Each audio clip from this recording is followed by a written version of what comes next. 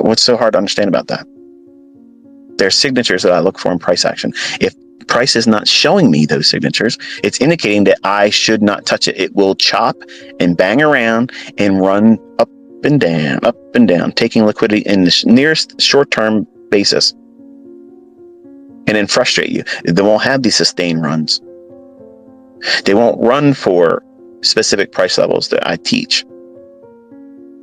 It'll have deeper retracements, sharper retracements, all the while not doing very much in terms of price runs. So it's not something to be wrestling with. Just submit to it. Just allow it to be part of your learning curve.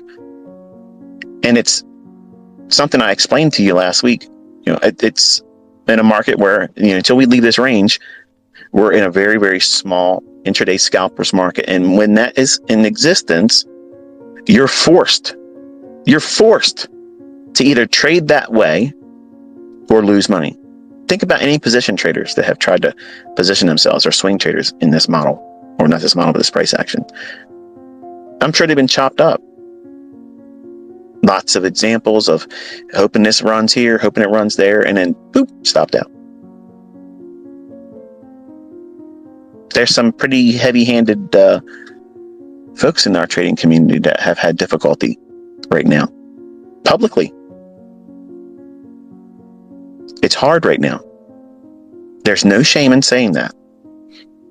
It doesn't mean that the market has changed. It hasn't done something different. It's not evolving into doing something else. I had a follower on Twitter tweet to me, say, "Hey, look, can you come back to this conversation?" And he took me to the YouTube, the last live stream, where I lost my train of thought. And what I was going to say is, if the question that I could tell you is the most repeated question to me as an educator, as a mentor, will this ever stop? Will these concepts ever stop? And I got distracted and I wasn't able to come back to that, but I tweeted a response to that person, and I'm going to say it here too, in case people missed it or they missed it. The question I get the most in terms of email, TradingView, comments left in my YouTube channel, comments sent to me, on Twitter.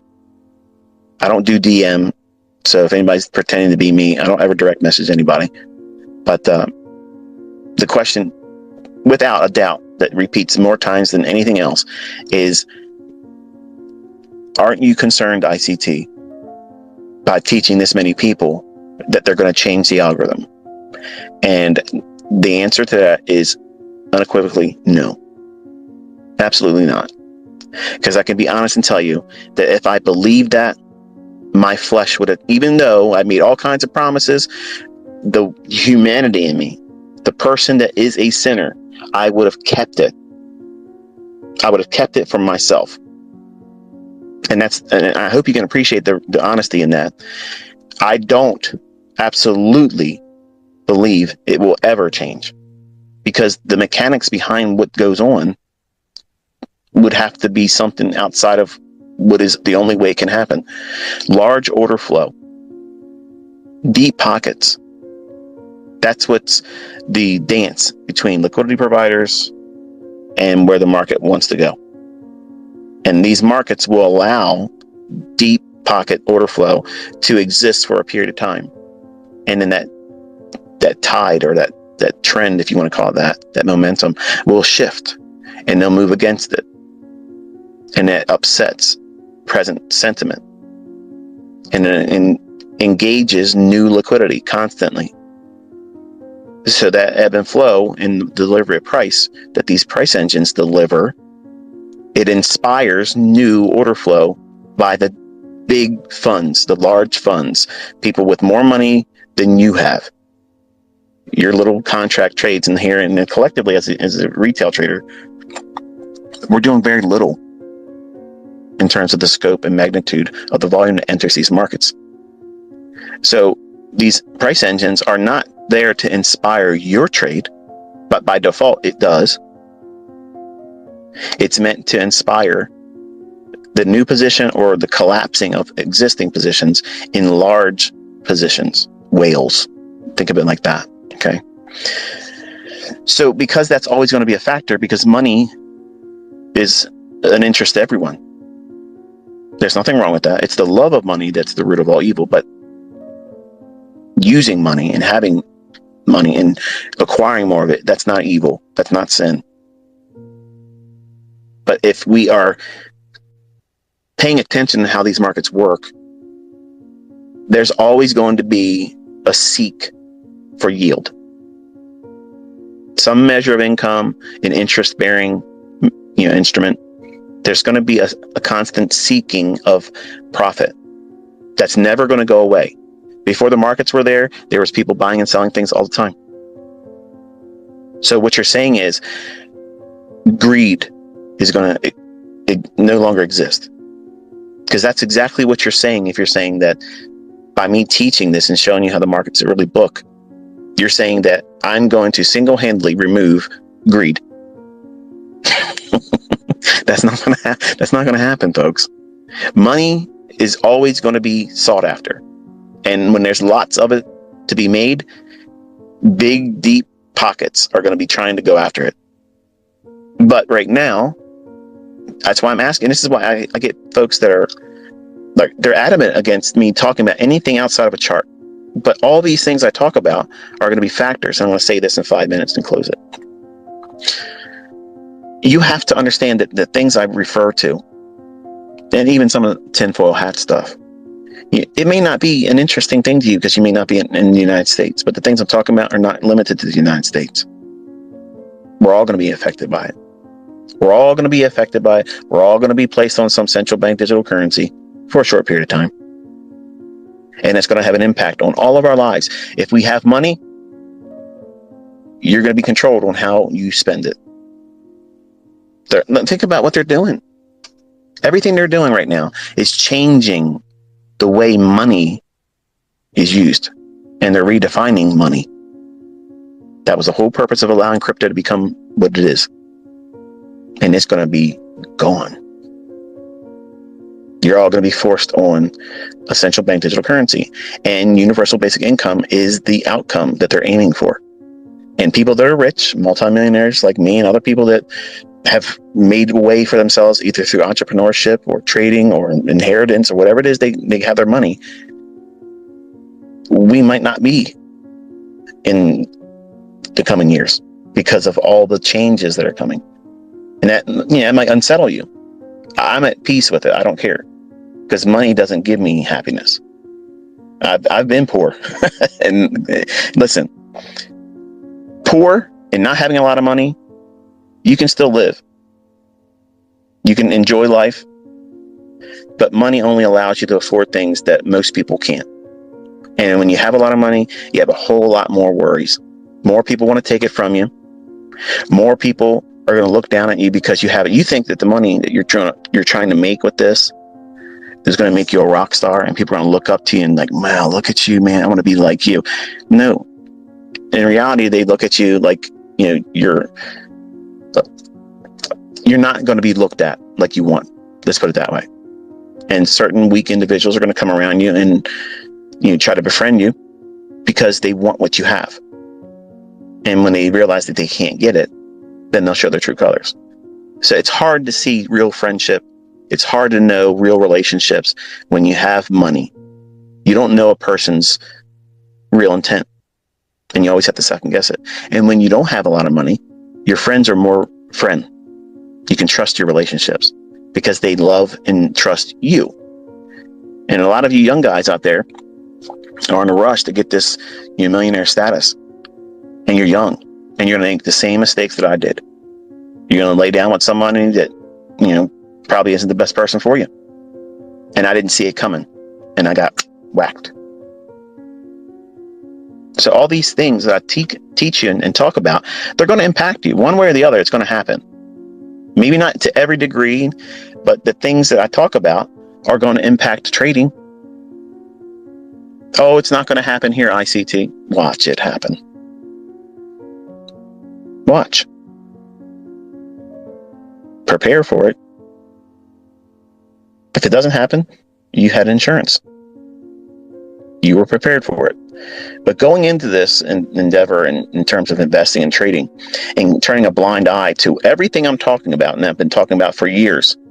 Right now, everybody wants to talk about the things that I've been talking about since 2016. Before anything happened, I was talking about all these things. This is what's likely to happen. And it was called Chicken Little. Mocked on social media. Look at the world we're living in right now. Does it feel normal to you? Not to me. And it's going to be changing. You want to talk about the things that are changing? Money. How we use money. Commerce. All of that is changing. Trading will be impacted by that.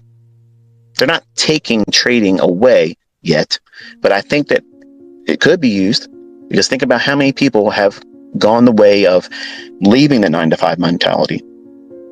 Now, there's a lot of people that fail trying to trade. I'm doing a very bad job of condensing this in the last 5 minutes, right? I'll wait for my son to peek his head out. The idea is this. By preparing for scenarios that allow for the highest probability for you to profit, and understanding where the snares are, where's the pitfalls, where's the things that you're going to likely do harm to yourself, and avoid that. Don't even walk in that area. Don't even venture into that jungle. And right now, the way the markets are behaving, it's literally like taking a bloodbath and walking into the jungle, waiting to be devoured by the first thing that gets its claws into you. And then wondering as you're being eaten alive, why did this happen? Who's responsible for this? Who can I blame for this? Someone owes me restitution. No, you made a very poor choice.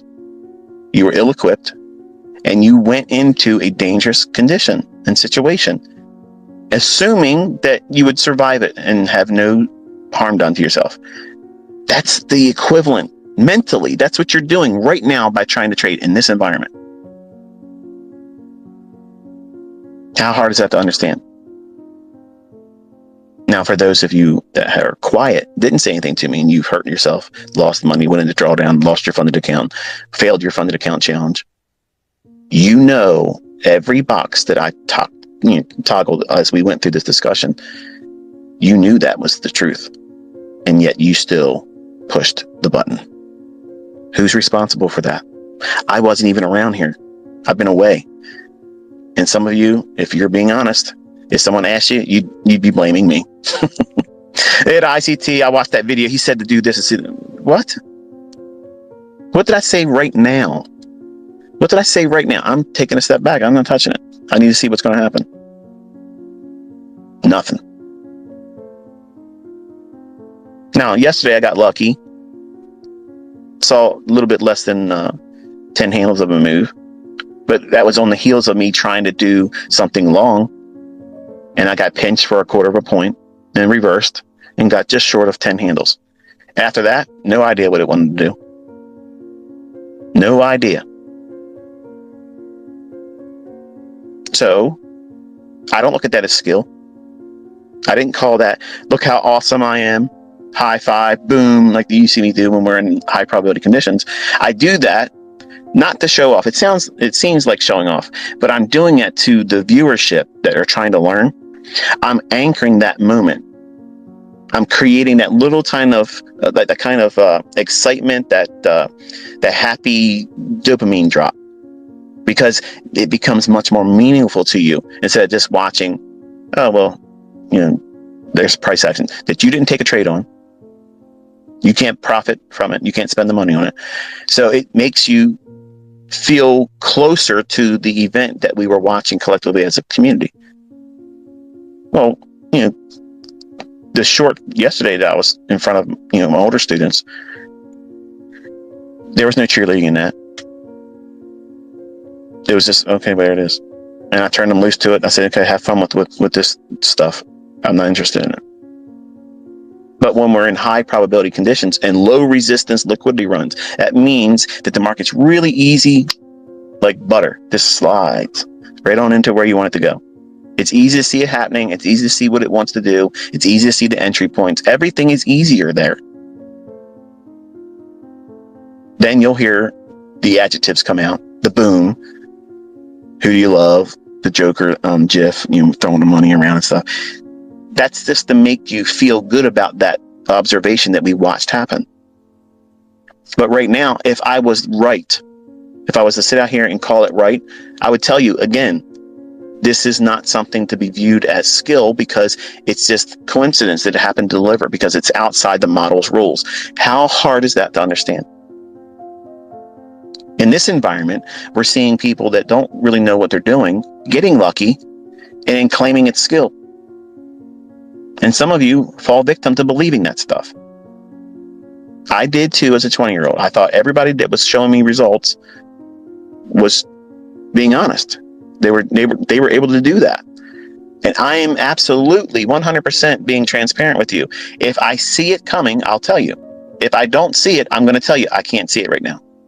And that's not an algorithm being changed. It's not me being the catalyst for the entire monetary system being restructured and done all over again.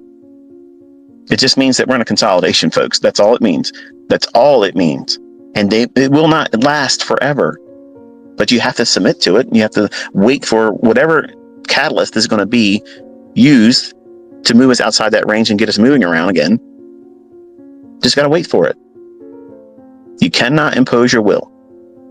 The sands of time right now, they're going to drop the same speed. They're always dropping the same speed. But your perspective of it, when it's a lot of sand in the upper portion of that hourglass, things feel like they're moving real slow. But that same grain of sand is still dropping at the same capacity and speed. It's always doing the same thing. But your perception is when you lose more of that sand, you feel rushed. And you're doing that with your challenges for your funded account, trying to rush to the state of you being able to make money. I got to get funded and I can start taking money out. I got to trade one more day. I got to do 5 days of trading. I got to do this. All these things are time. They're there for you to blow it. That's why those rules are there. They're not there for you to succeed. So you have to turn everything upside down and look at it for what it is. They are speed bumps. They're barriers. They're in place so that way that funded account doesn't have to be paying you anything. And for the folks that are trading with real money, same thing happens with you. You're thinking, it's been a while since I've had a winning trade. I need something. I need to be encouraged. Well, you should be encouraged by the fact that you're not rushing into doing anything right now and gambling. That's the mindset you should have. That is I see my son now. Gotta head back to the RV. It's right down the street from me, so I gotta pull up. That's the mindset you need to have. You reward yourself for not doing impulsive things, and that's the reward in and of itself. But it doesn't have any profit behind the ICT. It doesn't have a losing trade either. I told you I don't like to wear a safety belt. It's like trading without stop loss, ICT. You need to wear your seat belt. Shut up. So there's rules to this game. There's rules of engagement that you're going to have to submit to. And if you don't, you will pay the price. And if you don't have these rules written out and follow them, you will not measure your growth. Not psychologically, not monetarily. You'll have no measure of knowing what it is that you should be expecting in terms of progress. How much have you grown in the last 2 weeks?